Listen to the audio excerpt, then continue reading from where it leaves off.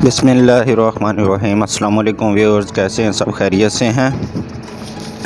आज हम आपके लिए एक और नई और अच्छी वीडियोस के साथ हाज़िर हुए हैं आपके लिए। आज सीडी की जो स्टार्टिंग होती है उसका लगाने का आसान तरीका आपके साथ शेयर कर रहे हैं, और छोटे पीसों में नहीं, बड़े पीसों में स्टार्टिंग। ये सीडी की तैयारी शुरू हो चुकी है, देख सकते हैं।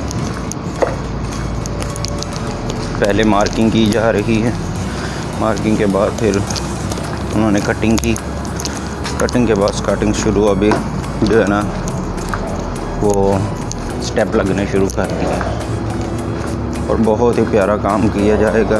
आप देखेंगे तो देखने में मज़ा आएगा।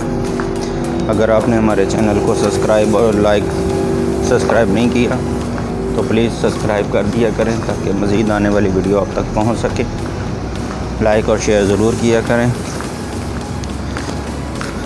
देखें, पहला स्टेप लग चुका है, अभी दूसरा स्टार्ट हो चुका है। काम खुद बोलता है, कहने की ज़रूरत नहीं पड़ती, काम खुद बोलता है कि भी मेरे को अच्छे तरीके से किया गया है। बहुत ही प्यारा ये ग्रेनाइट की सीढ़ी लगी है, ज़बरदस्त, क्या खूबसूरत है। और साइड भी